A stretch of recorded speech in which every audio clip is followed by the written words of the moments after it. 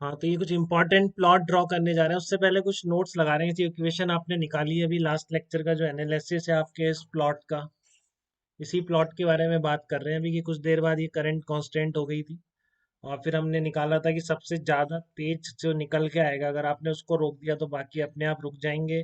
तो उसको रोकने के लिए जितना नेगेटिव पोटेंशियल आपको यहाँ पे लगाना पड़ा, ही सबसे तेज काइनेटिक एनर्जी से निकले हुए इलेक्ट्रॉन को रोकने के लिए जितना नेगेटिव पोटेंशियल आपको यहाँ पे लगाना पड़ा, उसको हम कहते हैं स्टॉपिंग पोटेंशियल।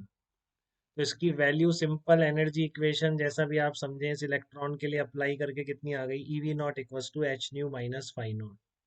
ठीक है, तो मैं डिपेंडेंसी बता रहा हूँ आपको। ये वोल्टेज किस पे डिपेंड करता है, नेगेटिव मिनिमम नेगेटिव पोटेंशियल जिस पर कि करंट जीरो हो जाए। और ये सैचुरेशन करंट की वैल्यू किस पे डिपेंड करेगी। ठीक है, तो इस पे यहाँ पे कुछ लिख दिया है मैंने। देखो आप, स्टॉपिंग पोटेंशियल डिपेंड्स ऑन किस पर, मेटल सरफेस। ये आ रहा है आपका formula, H nu minus phi naught आ रहा है। तो H nu minus phi naught में एच न्यू किस पे डिपेंड कर रहा है, एच न्यू आपका डिपेंड कर रहा है जो लाइट गिर रही है उसकी फ्रिक्वेंसी है। ठीक है, और तो इसलिए एक तो वेवलेंथ या फ्रीक्वेंसी ऑफ लाइट पे डिपेंड करता है आपका वी नॉट। जितनी ज़्यादा फ्रीक्वेंसी की, जितनी ज़्यादा एनर्जी का पैकेट गिरेगा, एच न्यू क्या है, जो पैकेट गिर रहे हैं उनकी एनर्जी है, एनर्जी के पैकेट जो गिर रहे हैं। तो जितना बड़ा पैकेट एनर्जी का गिरेगा, निकलने वाले की काइनेटिक एनर्जी भी उतनी ज़्यादा होगी, रोकने के लिए उतना ही पोटेंशियल लगाना पड़ेगा।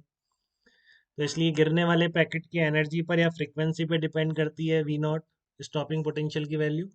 और एक है आपका मेटल सरफेस, क्योंकि फाई नॉट पे डिपेंड करेगा। आप ये दोनों चीज़ें फिक्स रख रहे हैं, और उसके बाद आप कितनी भी इंटेंसिटी बढ़ा दीजिए बेटा, लाइट सोर्स वही है, फ्रीक्वेंसी वही रहेगी। आप उसकी इंटेंसिटी कितनी भी तेज करते जाइए, बट वी नॉट आपका चेंज नहीं होगा। ठीक है, क्लियर है। दूसरी बात आती है सैचुरेशन करंट। सैचुरेशन करंट बड़ी बैटरी से चेंज नहीं होती है, बहुत कॉमन सी चीज़ है। Saturation current will not depend on EMF of applied battery. आप सोचें कि इसमें मैं ज़्यादा पोटेंशियल क्रिएट करके ज़्यादा बड़ा पोटेंशियल बढ़ाता जाऊं, तो एक लिमिट के बाद सैचुरेशन करंट अचीव हो जाती है। यही प्लॉट है आपका, एक लिमिट के बाद सैचुरेशन करंट अचीव हो जाती है, और इसके बाद जब ये करंट अचीव हो गई है, तो फिर आप इसको किधर भी कितना भी बड़ा करते जाइए। ठीक है ना, इसको आप कितना भी बड़ा करते जाइए, जो फोटो करंट है आपका, ये जो फोटो करंट है, इसकी वैल्यू चेंज नहीं होगी, आप कितनी भी बड़ी बैटरी करते जाइए चाहे। ये जो बैटरी लगा रखी है आपने, उसका पोटेंशियल ये था।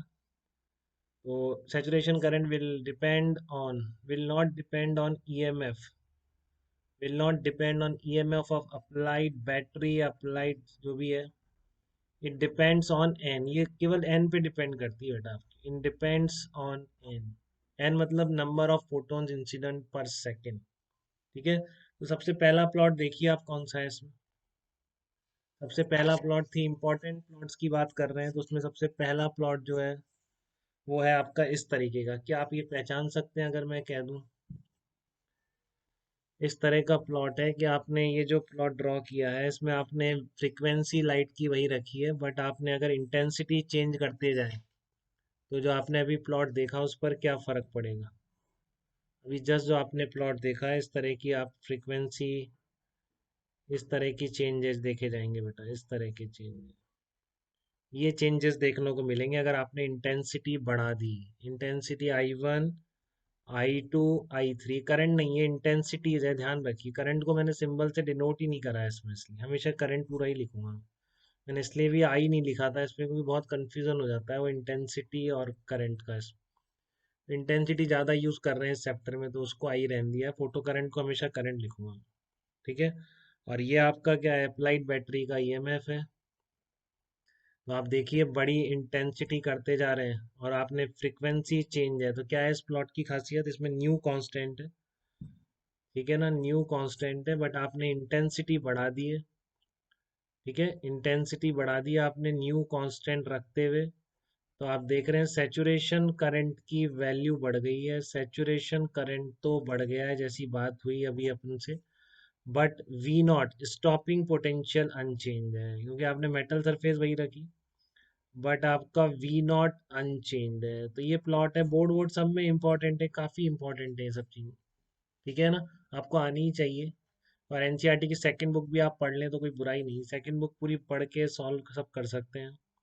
वो सब काम में आ सकती है जेई मेन के अंदर। केवल एनसीईआरटी की सेकंड बुक 12th की, इसके अलावा कोई एनसीईआरटी पढ़ने की जरूरत नहीं है।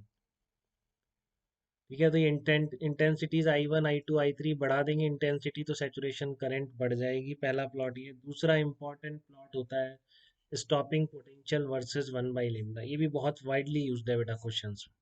ठीक है ना। एक है वी नॉट वर्सेस 1/λ का प्लॉट। स्टॉपिंग पोटेंशियल की इक्वेशन पे फिर से जाना चाहूंगा मैं इसके लिए। ठीक है, स्टॉपिंग पोटेंशियल की जो इक्वेशन आप लोगों ने पढ़ी है, क्या पढ़ी है वो, E V naught equal to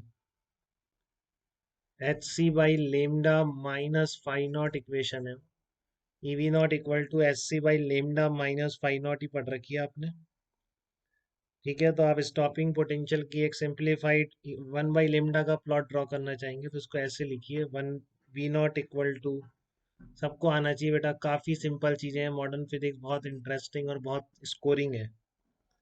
ठीक है ना, तो इसको बस एक बार ध्यान से समझना है, क्वेश्चन बन जाते हैं सारे। मैं आपको सब कुछ पढ़ा दूंगा इसमें, न्यूक्लियर रिएक्शन विएक्शन तक सब पढ़ा दूंगा, कभी भी कोई पूछ ले आप पीछे नहीं हटेंगे। ठीक है ना। तो बहुत ज़्यादा इसमें वैरायटी है, तो फिजिक्स में ही पूरे में नहीं है, इसमें भी नहीं है। ठीक है, बट इसमें कैलकुलेशन वाला एक पंगा बताया मैंने, रे ऑप्टिक्स की तरह, दोनों में ही कैलकुलेशन का कई बार हो जाता है, नहीं तो आप गलती नहीं करते हैं पर। ठीक है ना। V naught S C by, तो वी नॉट और 1/λ का प्लॉट कैसे निकालें, Y equal to M X plus C कर लें। तो आपको पता है ये नेगेटिव स्लोप है, 1/λ को एक्स बोल दो, वी नॉट को ये बोल दो, तो आप देख रहे हैं बेटा, ये जो अलग अलग मेटल भी अगर मैं चेंज करूंगा तो स्लोप, कोई सा भी मेटल लो उसका स्लोप इस प्लॉट का हमेशा सेम है। अगर मैं V naught 1/λ Y equal to M X plus C, different different metal लूंगा तो ये चेंज हो जाएगा इंटरसेक्शन और वाई एक्सिस, बट जो स्लोप है वो चेंज नहीं होगा। ये बात समझ पा रहे हैं क्या आप। इस तरह से, इस तरह के दो मेटल के लिए ड्रॉ कर दिया मान लो मैंने, ये आपका मेटल वन हो गया, ये आपका मेटल टू हो गया। जो अभी सुनेगा उसे अभी पूरा चैप्टर याद हो जाएगा। ये मॉडर्न फिजिक्स की खासियत है, दोबारा भी नहीं पढ़ना पड़ता है, ये बहुत स्ट्रेट फॉरवर्ड है। एटॉमिक स्ट्रक्चर भी बहुत इंटरेस्टिंग रहेगा, क्योंकि हम केवल बोर का मॉडल ही पढ़ते हैं फिजिक्स में। ठीक है ना। केमिस्ट्री में भी होता है इंटरेस्टिंग, बट केमिस्ट्री में और भी जने orbital orbital S P D F क्या क्या आ जाते हैं, तो अपने ऐसा कुछ नहीं रहेगा। तो देखो इसका थीटा कांस्टेंट है क्या बेटा, क्योंकि S C by E constant है, तो आप मेटल वन मेटल टू किसी के लिए भी खींचिए, कहाँ चेंज आ जाता है, फाई नॉट। तो आपसे पूछ ले किसका फाई नॉट ज़्यादा है, मेटल टू का ज़्यादा है या मेटल वन का ज़्यादा है, तो क्या जवाब देंगे आप। इस तरह के दो प्लॉट दे रखे हैं आपको, और दोनों मेटल के लिए स्टॉपिंग पोटेंशियल वर्सेस 1/λ का प्लॉट ड्रॉ किया है। तो आपको इस इक्वेशन से समझ में भी आ रहा है, ये प्लॉट स्ट्रेट लाइन आना चाहिए। दो अलग अलग मेटल के लिए ड्रॉ किया है, तो y इक्वल टू एम आपका कांस्टेंट है, बट बताओ इसमें से कौन सा प्लॉट बड़ा होगा, बता सकते हैं आप लोग कि कौन सा मेटल टू मेटल वन है, तो स्टॉपिंग पोटेंशियल किसका बड़ा होगा, मेटल टू का ज़्यादा होगा या मेटल वन का ज़्यादा होगा। हाँ, टू का ज़्यादा होगा बिल्कुल, आर्यन भी सही कह रहा है, अर्श भी सही कह रहा है, क्योंकि आप यहाँ पे ये बढ़ा रहे हैं ना बेटा, ये ड्रॉ कर रहे हैं, तो ये लेंथ ही तो आपका ये है ना, फाई नॉट बाई। तो किसमें ज़्यादा है, जिसका फाई नॉट ज़्यादा है उसका ये इंटरसेक्शन ज़्यादा है, तो इसलिए आप क्या बोलेंगे, phi naught of two is greater than phi naught of one. इस तरह की चीज़ें पहचानने को आती है सिंपल से प्लॉट में।